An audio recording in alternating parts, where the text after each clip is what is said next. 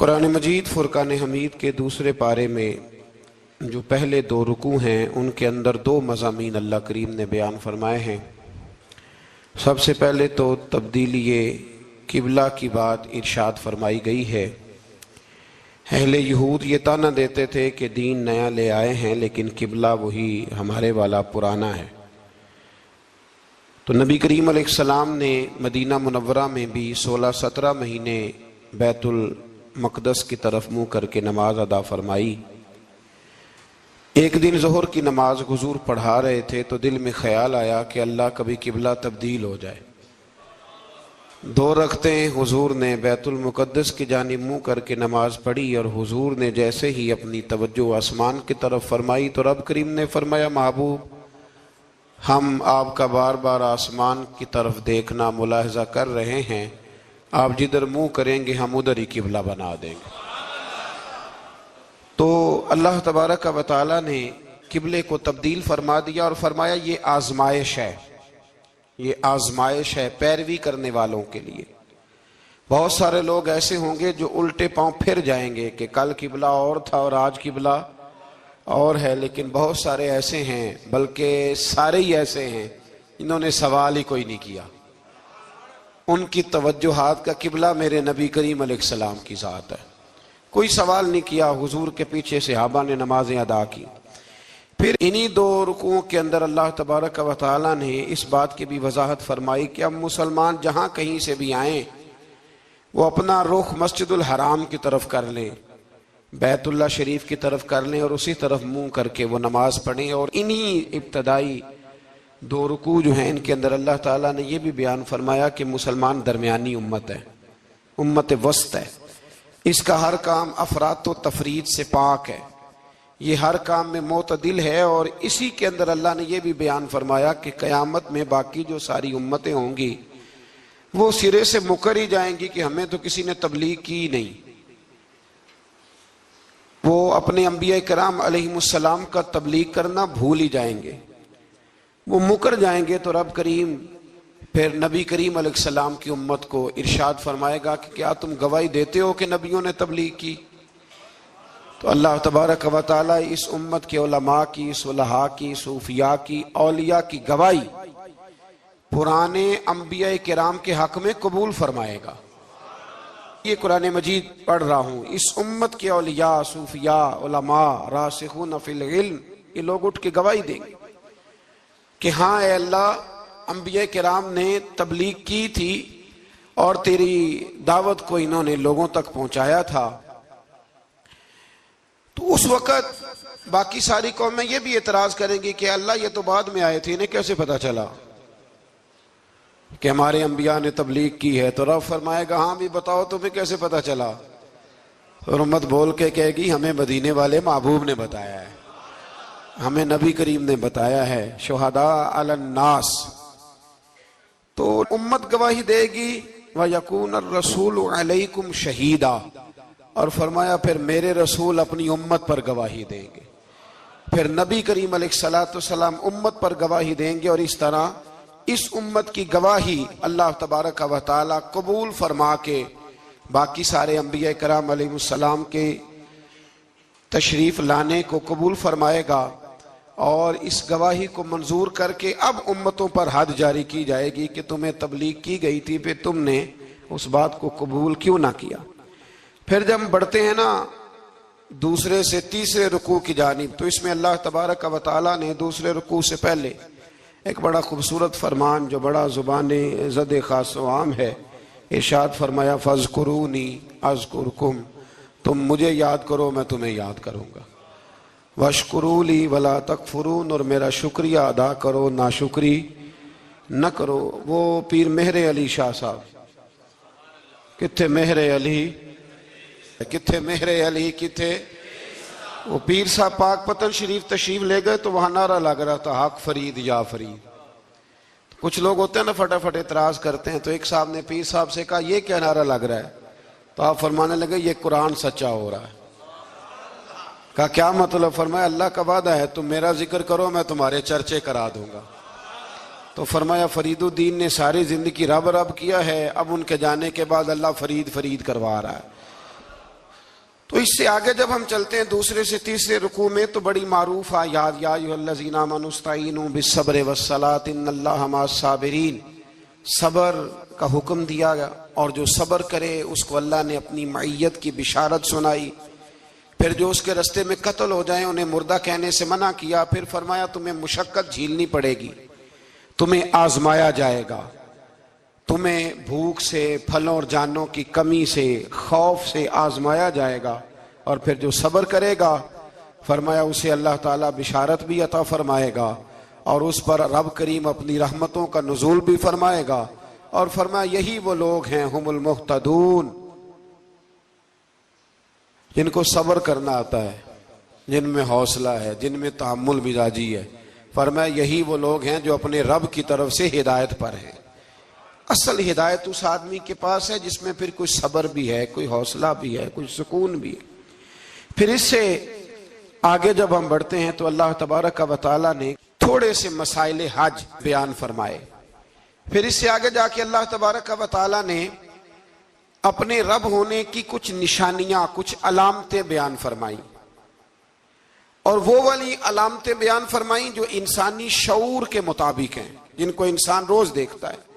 فرمایا زمین آسمان کے پیدا کرنے میں اور رات اور دن کے اختلاف ہونے میں، کہ جب رات ہوتی ہے تو دن نہیں ہوتا، اور جب دن ہوتا ہے تو پھر رات نہیں ہوتی۔ اور فرمایا یہ جو منو ٹنو وزن لے کے دریا اور کشتی سمندر میں چلتی ہے، فرمایا اس میں، اور جب ہم آسمان سے پانی برسا کر زمین سے پھل اگاتے ہیں تو یہ ساری چیزیں دیکھ کے سمجھ جاؤ یہ خود نہیں بنی، انہیں کوئی بنانے والا ہے، انہیں کوئی بنانے والا ہے۔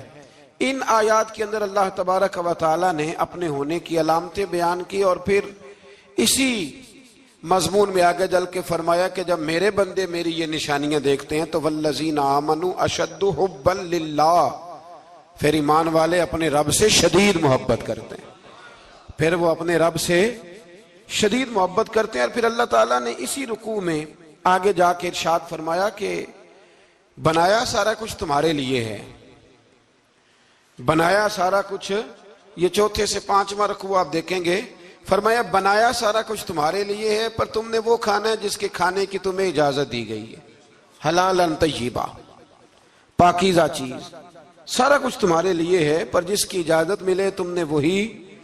کچھ چیزوں کی یہاں کھانے کی ممانعت ہے، لیکن جنت میں وہ چیزیں کھانے کی اجازت ہوگی۔ تو فرمایا تم حلال اور طیب چیز کھاؤ، شیطان تو تمہیں بے حیائی کا اور برائی کا حکم دیتا ہے، لیکن تم اس طرف آؤ جس چیز کا تمہارا رب تمہیں حکم ارشاد فرماتا ہے۔ پھر اللہ تبارک و تعالیٰ نے اسی پارے کے اندر، انہی آیات مقدسہ کے اندر، چوتھے سے پانچویں رکوع میں 4 ان چیزوں کا بیان فرمایا جو قطعی طور پر حرام ہے۔ 4 وہ چیزیں جو قطعاً حرام ہیں، ان میں سب سے پہلے ارشاد فرمایا کہ مردار، جو جانور ذبح نہ کیا جائے اور بغیر ذبح کے مر جائے وہ کھانا حرام ہے۔ پھر ارشاد فرمایا بہتا ہوا خون، یہ بھی حرام ہے۔ اب آپ کہیں گے وہ تو خون لگتا ہے روز لوگوں کو، وہ تو لگتا ہے، بوتلوں کی بوتلیں نوجوان خون دیتے ہیں۔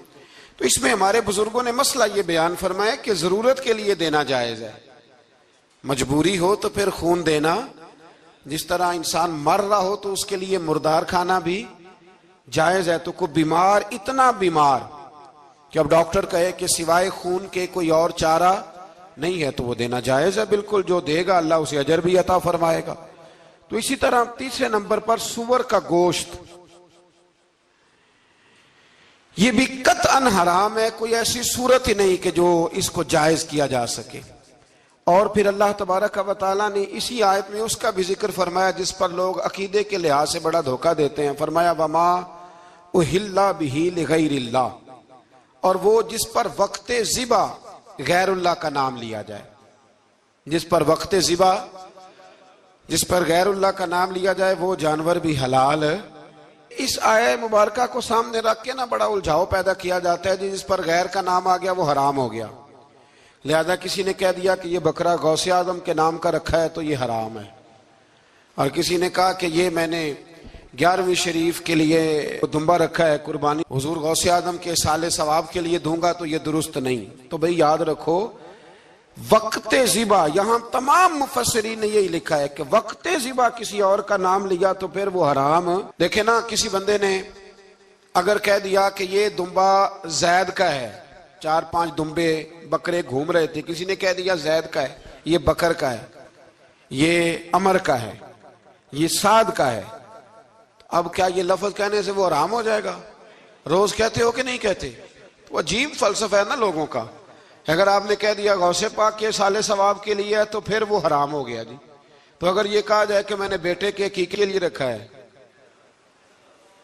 پھر بھائی اگر ولیمے کے لیے رکھا ہو تو وہ تو کہہ رہا ہے میں نے بیٹے کے لیے رکھا ہوا ہے، حالانکہ بکرا تو اللہ کے نام کا ہے۔ تو بلا وجہ لوگ اس میں ایسی چیزیں پیدا کرتے ہیں، تو اس کو سمجھ لیں یہ قرآن مجید کی آیت نمبر 173 ہے، جس میں اللہ تبارک و تعالیٰ نے بڑی وضاحت کے ساتھ ان چیزوں کا ذکر فرمایا جن کا کھانا بالکل ناجائز ہے۔ تو وہ 4 چیزیں آپ کی سمجھ میں آ گئی جی۔ سب سے پہلے مردار، پھر بہتا ہوا خون، پھر سور کا گوشت، اور چوتھے نمبر پہ وہ جانور جس پر وقت ذبح کرتے وقت کہا جاتا ہے نا بسم اللہ ہے۔ ہاں، اب مرغا خریدنے جاؤ گے نا تو اس سے کہنا ذرا اونچا پڑے۔ میں نے ایک سے پوچھا، میں نے کہا تو تکبیر ہی نہیں پڑھتا؟ کہتا میں نے پکی پڑھ کے چھری پہ پھونک لی ہے۔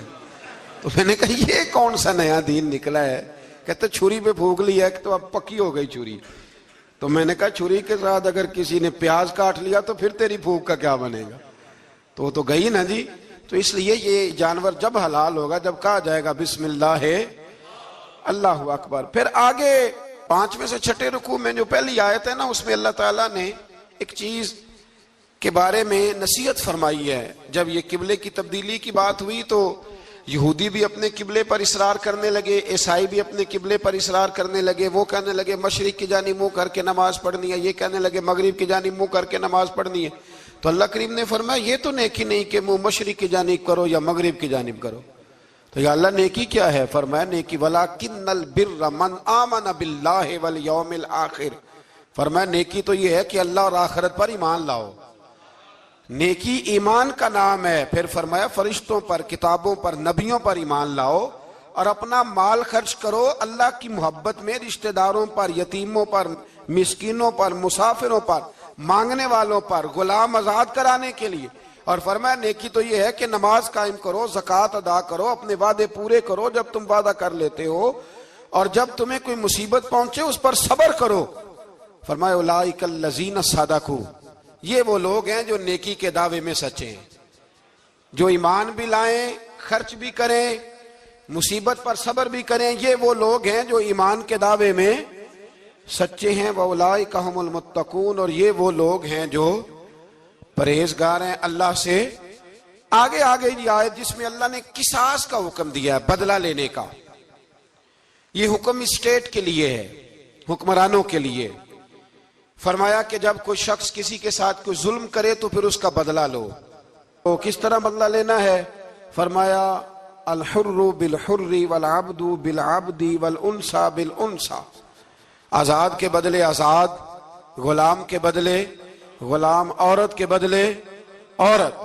ہاں اگر کوئی وارث معاف کر دے تو بات الگ ہے، ورنہ بدلہ لو۔ اور قرآن مجید نے یہاں ارشاد فرمایا کہ اگر تم بدلہ لوگے تو زندگی ملے گی، تمہیں زندگی ملے گی۔ اگر حکمران مجرموں کو سزا دیں گے تو باقی لوگوں کی زندگی محفوظ رہے گی، بچے گی۔ حکم دیا گیا یہاں کہ بدلہ لیا جائے۔ پھر جب ہم 6 سے 7ویں رکوع کی طرف چلتے ہیں تو اس میں اللہ نے روزے کا حکم دیا، رمضان کی فضیلت بیان کی، اور ارشاد فرمایا گیا کہ جو روزہ نہ رکھ سکے وہ فدیۃ طعام مسکین، جو تو مریض ہو، بیمار ہو، وہ تو اتنے روزے جو ہے وہ اگلے دنوں میں رکھ لے۔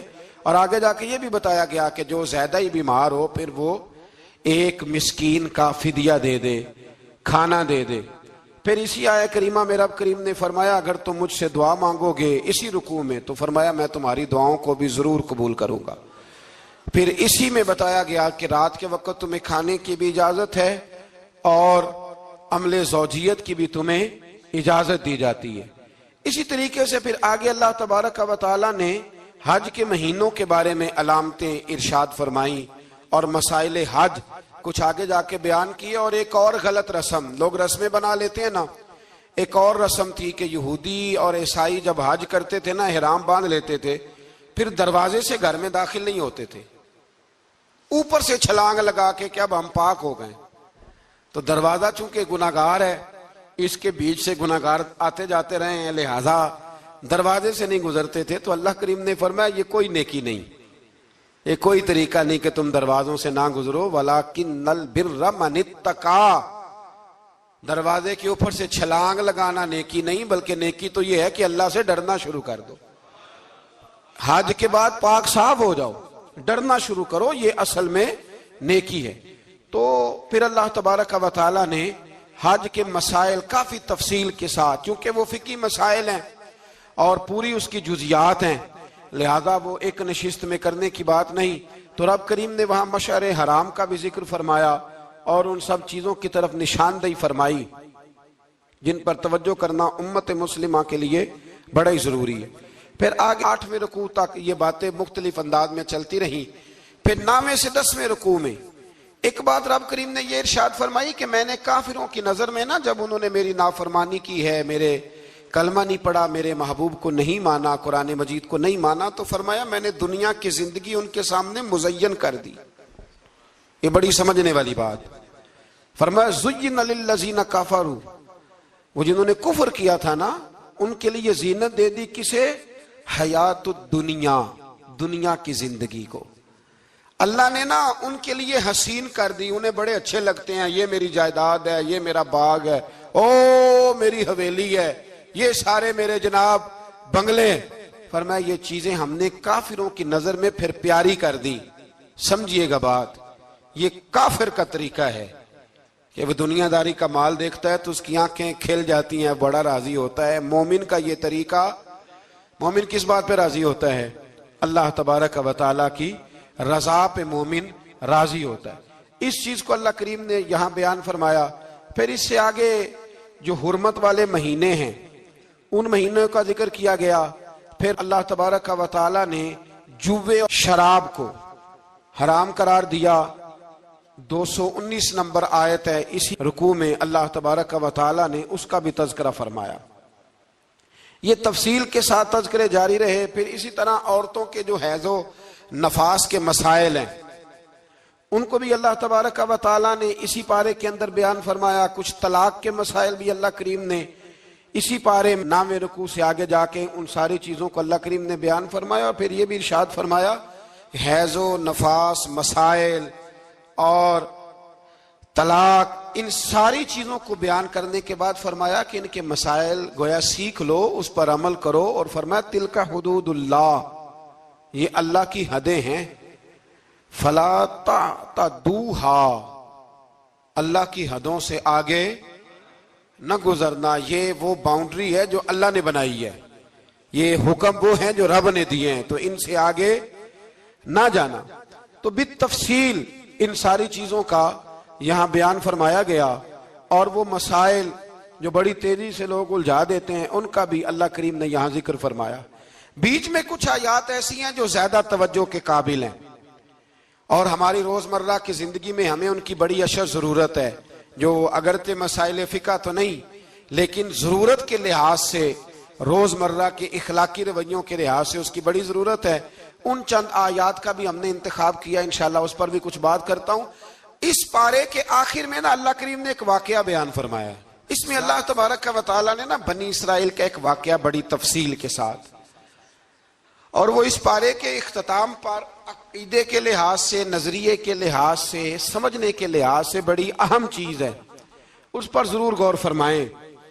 وہ یہ ہوا کہ بنی اسرائیل کے اندر ہمیشہ ایسے ہوتا تھا کہ اللہ تبارک و تعالیٰ ایک پیغمبر اور ایک بادشاہ, بنی اسرائیل کے اندر ہمیشہ نبی اور بادشاہ موجود رہتے تھے. ایک وقت ایسا آیا کہ بنی اسرائیل میں کوئی نبی نہیں تھے, اور بنی اسرائیل کا جو اپنا علاقہ تھا نا وہ ملک شام ہے.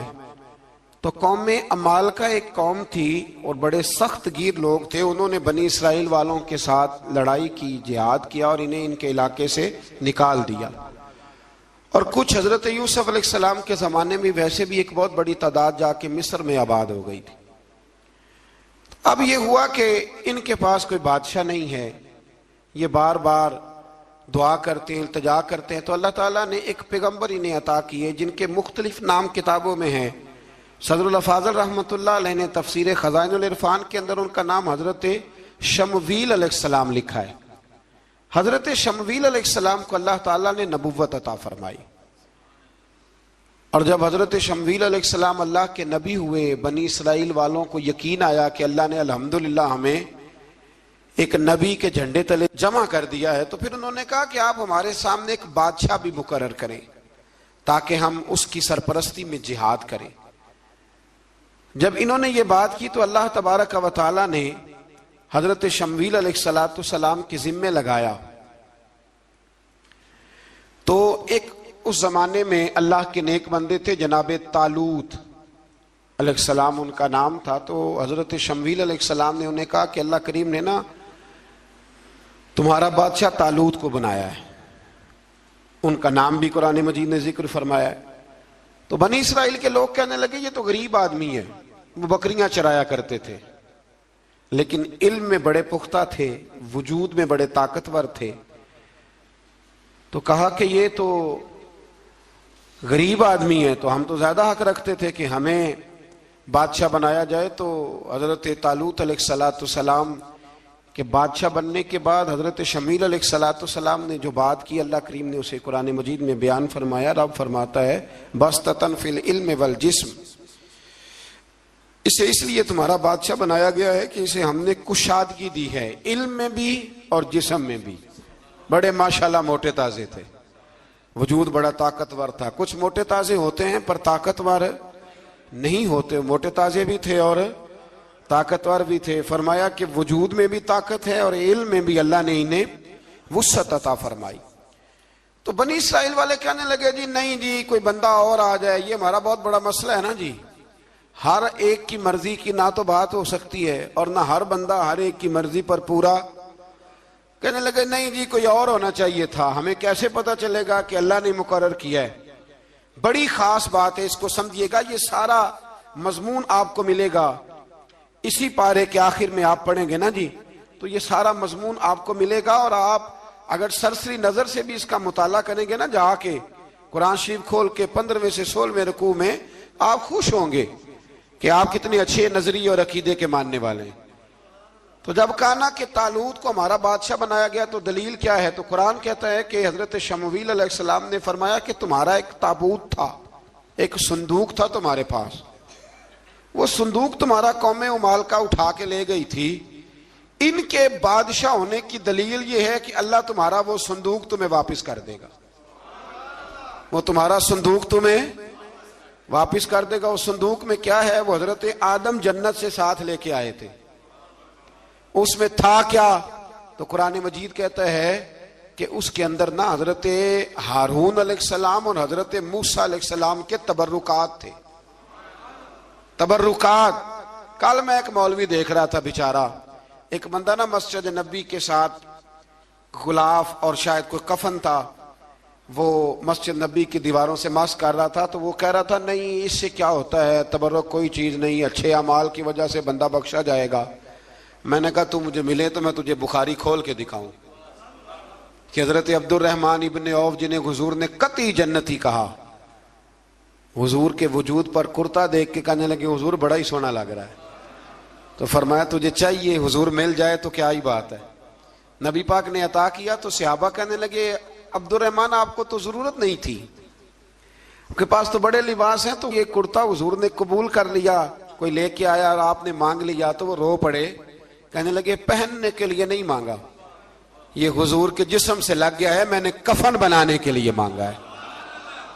تو کہتا ہے حضور کے تبرک میں خیر کوئی نہیں. اور آپ یقین کریں ان لوگوں پہ حیرانگی ہے، ہم نے بھی مرنا ہے نا جی، بڑی جلدی قبر میں جانا ہے، وقت کا کچھ پتہ نہیں، لیکن اتنے اندھے ہو کر لوگ چیزوں کو دیکھتے ہیں اور اس تیزی کے ساتھ گمراہی پھیلاتے ہیں. مجھے باقاعدہ کسی نے ویڈیو بھیجی اور کہنے لگا جی دیکھیں کتنی اچھی بات کر رہا ہے، لوگوں کو سمجھائیں. تو میں نے کہا نہیں، اس کو سمجھانے کی ضرورت ہے. اور میں نے اس کو دیکھا ہے، وہ جو لال رومال والا ہے، میں نے دیکھا ہے وہ ڈھونڈ ڈھونڈ کے جاہلوں کو پکڑتا ہے، تلاش کرتا ہے، اور اگر کوئی مل جائے بات بتانے والا تو پھر وہ خود پکڑا جاتا ہے، اور کئی دفعہ پکڑا گیا تو نکل گیا ہے۔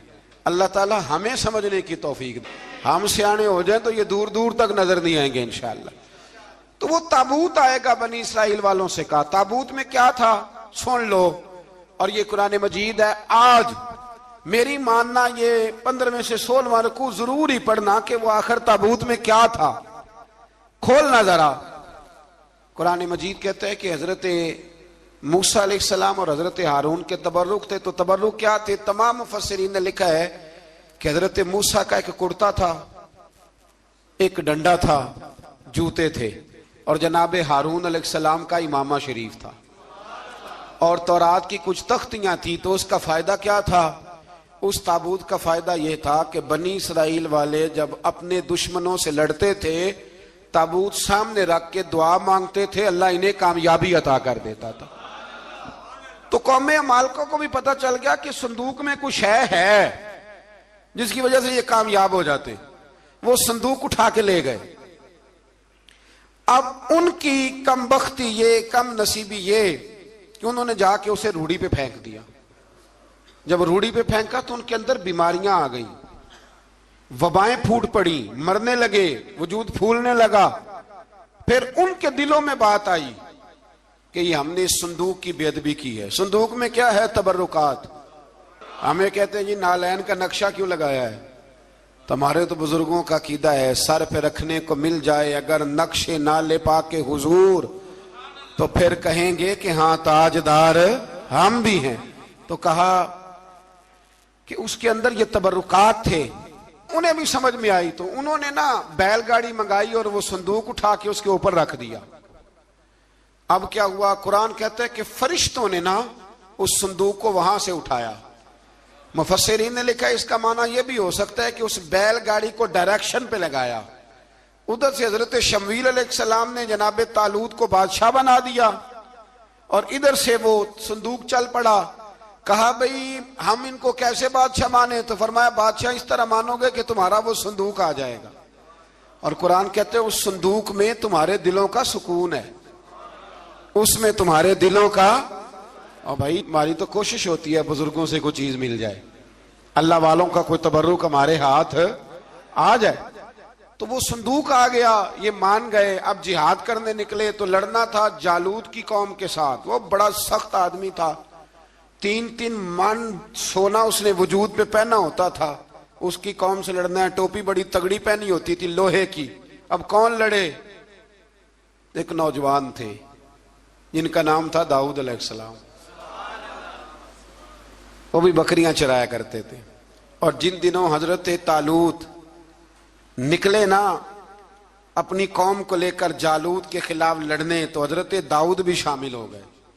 اللہ جب کسی کو نوازتا ہے نا تو پھر خاص ہی کرم نوازی کرتا ہے۔ مفسرین نے لکھا جب یہ جا رہے تھے نا، وہاں جا رہے تھے تو رستے میں انہیں 3 پتھر مل گئے، انہوں نے وہ تینوں پتھر اٹھا لیے۔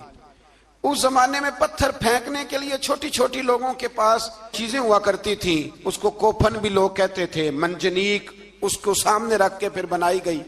تو آپ کے پاس بھی وہ آلہ تھا جس سے دشمن پر پتھر مارے جاتے تھے، تو آپ وہ مشین لے کر، وہ آلہ لے کر وہاں پہنچے ہوئے تھے، 3 پتھر آپ کے پاس تھے۔ آپ فرماتے اس دن میں بڑا بیمار تھا، اتنا بیمار تھا کہ میرا رنگ پیلا ہو گیا۔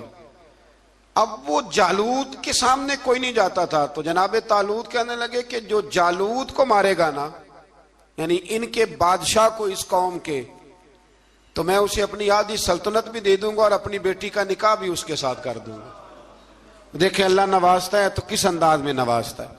تو حضرت داؤد کہتے ہیں وہ دور کھڑا تھا تو میں نے نا 3 پتھر مارے۔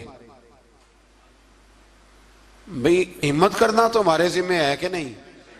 میری ملت کا جوان کہتا ہے میں نے کرنا کرانا کچھ نہیں، یعنی اگر آپ کہیں نا کچھ کرو تو پھر وہ کوئی کام کرنے کی مطلب معاملہ۔ وہ مجھے کل ایک سنگی کہہ رہے تھے، کہنے لگے جی اللہ کے فضل سے کچھ بھی نہیں کرنا پڑا، مرشد نے نظر کر دی۔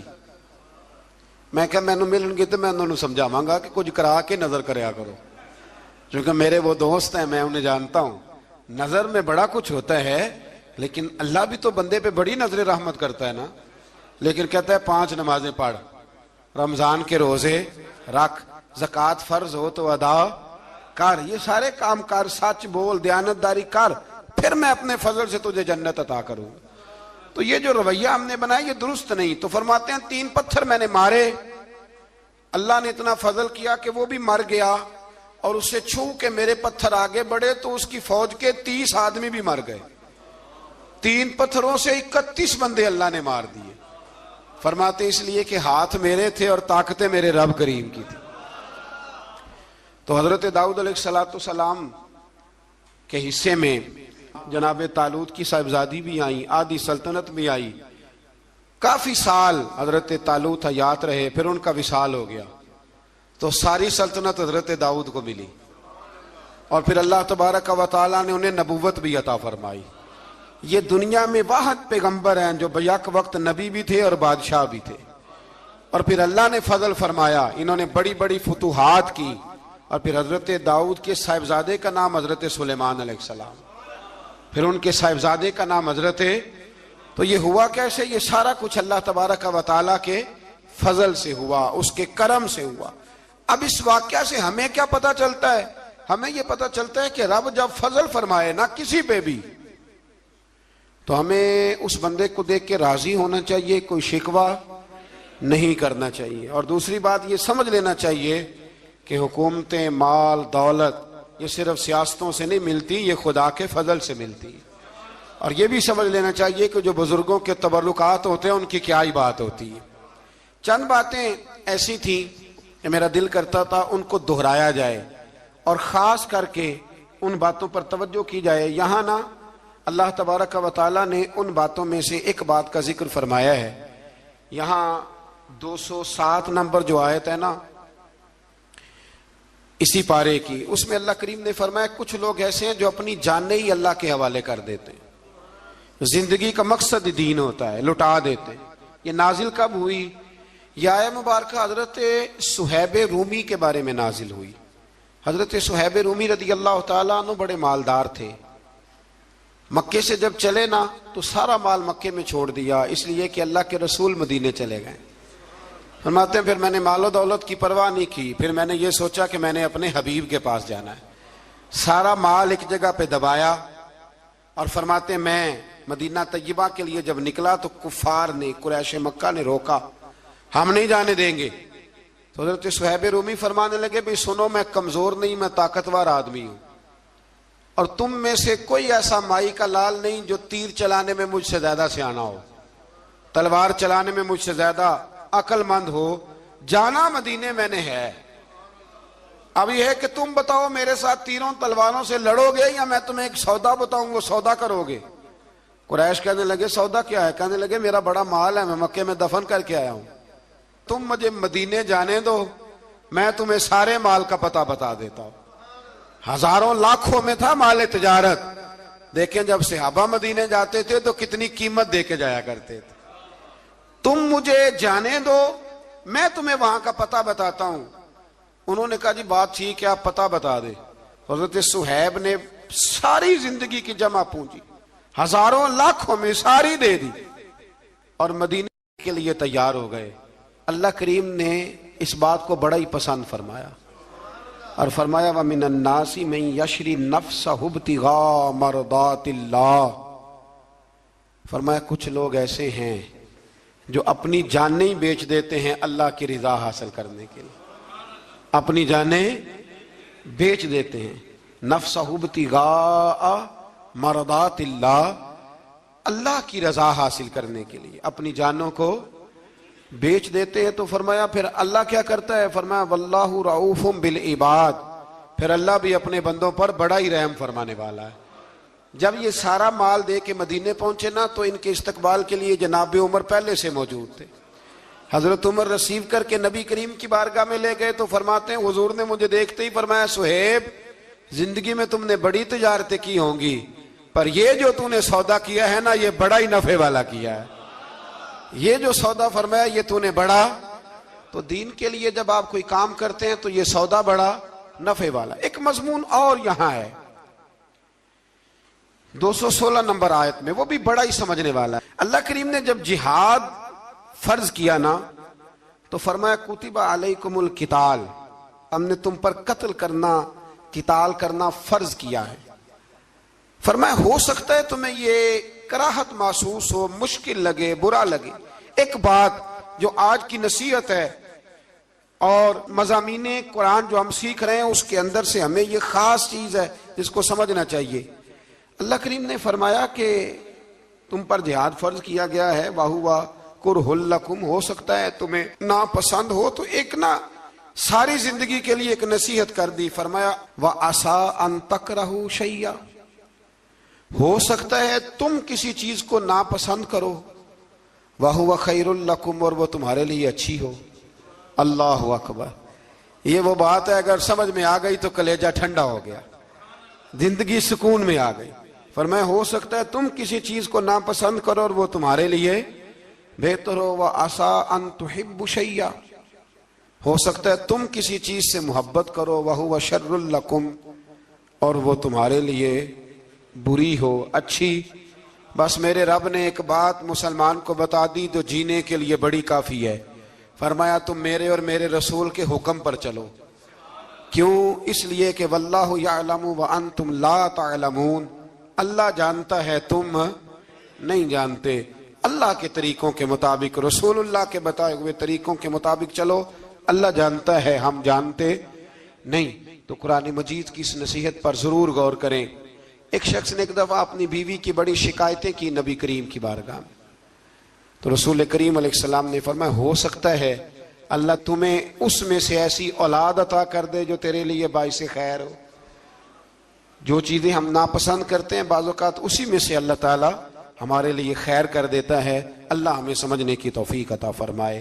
آخر دعوانا مصطفیٰ